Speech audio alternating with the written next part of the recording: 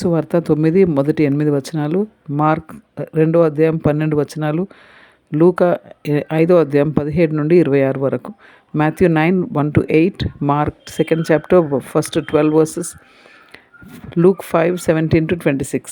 Jesus heals a paralysed man. ఇప్పుడు యేసు ప్రభు కపెర్నౌమ్ అనే ప్లేస్కు వచ్చిండనమాట. So ఆయన ఒక ఇంట్లో ఉన్నాడు అని మనం చూస్తున్నాం. అందరికి తెలిసిందనమాట ఆయన ఒక ఇంట్లో ఉన్నాడని.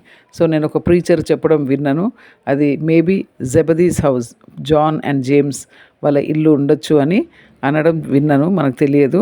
సో ఆ ఇంట్లో ఉన్నప్పుడు అక్కడ చుట్టుప్రక్కల వాళ్ళందరికీ తెలిసిపోయింది అనమాట యేసు ప్రభు ఈ ఇంట్లో ఉన్నాడని. యేసు ప్రభు ఎప్పుడు ఉన్నా కానీ ఆయన హీ విల్ బి టీచింగ్, ఆయన చెప్తూ ఉంటాడు, మన దేవుని యొక్క వాక్యము నేర్పిస్తూ ఉంటాడు, బోధిస్తూ ఉంటాడు, టీచింగ్ చేస్తూ ఉంటాడు. సో అప్పుడు చాలామంది ఉన్నారు. అంతేకాకుండా యేసు ప్రభు ఎక్కడ ఉన్నా కానీ అక్కడ ఫిజికల్ సిక్నెస్ హీల్ అవుతుండే, స్పిరిచువల్ సిక్నెస్ కూడా హీల్ అవుతుండే అనమాట. మామూలుగా ఎవరెవరికైతే బాగలేదో వాళ్ళకి హీలింగ్ జరుగుతుండే. అంతేకాకుండా స్పిరిచువల్గా ఎవరి పాపములు క్షమించబడాలనో అవి కూడా జరుగుతూ ఉండే అనమాట. సో అక్కడ చాలామంది ఫారిసీస్, డాక్టర్స్ ఉన్నారనమాట. అక్కడ ఎందుకు వాళ్ళు ఉన్నారు అంటే, ఎవరికైతే న్యాయశాస్త్రము, ధర్మశాస్త్రం తెలుసో వాళ్ళు అక్కడ ఉన్నారనమాట. ఎందుకు ఉన్నారు అంటే, కేవలం యేసు ప్రభులో ఏదైనా తప్పుగా అనుకోవాలా అని ఉంటుండే అనమాట అక్కడ. సో అక్కడ ఎప్పుడైతే యేసు ప్రభు ఆ యొక్క ఇంట్లో బోధిస్తూ ఉన్నాడో అక్కడ చాలామంది ఉన్నారనమాట. ఎంత ఇరుకుగా ఉండే అంటే ఇంకా వేరే వాళ్ళు రాలేకపోతుండే అనమాట. సో 5 ఫ్రెండ్స్ ఉండే అనమాట. ఆ 5 ఫ్రెండ్స్, ఒక ఫ్రెండ్కు బాగాలేదనమాట, ఆయన పారాలిసిస్ అంటే పని చేయవన్నమాట, చేతులు కాళ్ళు పని చేయవన్నమాట.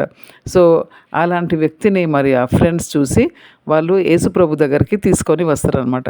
కానీ అక్కడ ప్లేస్ లేకుండే రానికి లోపలికి. సో వాళ్ళు పైకి ఎక్కి అక్కడ వాళ్ళు ఆ యొక్క కప్పు, ఆ రూఫ్, కొన్ని టైల్స్ తీసేసి అట్లనే మంచం దింపుతారనమాట. మంచం ఎక్కడ యేసుప్రభు ఉండేనో అక్కడికి వాళ్ళు ఆ యొక్క 4 కార్నర్స్లలో నలుగురు పట్టుకొని దింపుతారనమాట. అప్పుడు యేసు ప్రభు ఆ యొక్క ఫ్రెండ్స్ యొక్క ఫెయిత్ చూస్తాడనమాట, విశ్వాసము.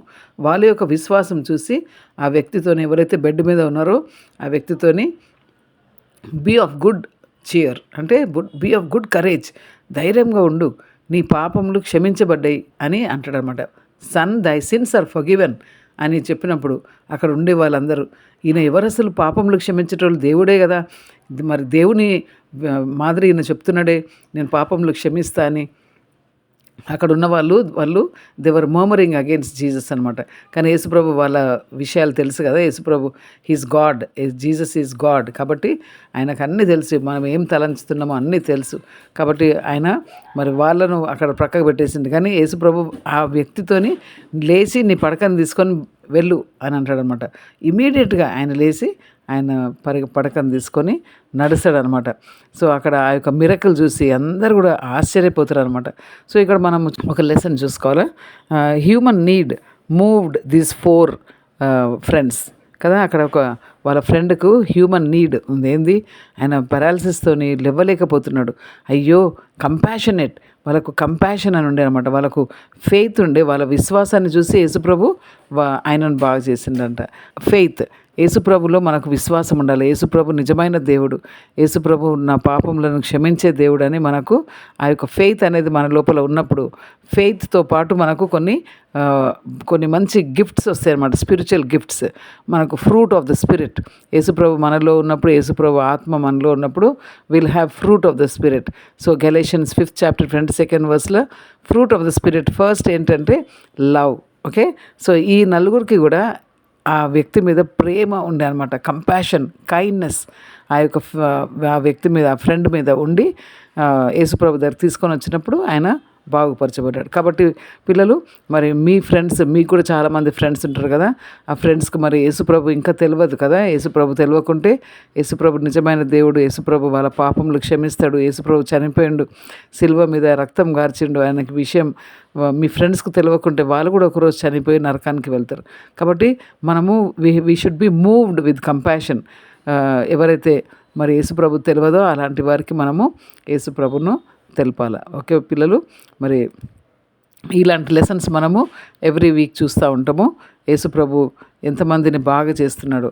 ఓకే పిల్లలు, మరి యేసుప్రభు యొక్క పిక్చర్స్ మీరు చూస్తుంటారు. కేర్ఫుల్. యేసుప్రభు ఆ విధంగా ఉన్నాడు అని మనకు తెలియదు, ఉండే అని. ఎందుకంటే యేసుప్రభు ఉన్నప్పుడు ఈ లోకంలో మరి ఫోటోగ్రఫీ లేకుండే. ఓకే పిల్లలు, మరి కాబట్టి ఆ యొక్క విషయం మైండ్లో పెట్టుకోండి. జస్ట్ మేము పిక్చర్స్ చూపిస్తున్నాము, అది యేసుప్రభు కాదు. యేసుప్రభు దేవుడు. ఓకే, అది మాత్రం మీరు మైండ్లో పెట్టుకోవాలి. ఓకే పిల్లలు, నెక్స్ట్ లెసన్ వరకు దేవుడు మనకు సహాయం చేయను గాక.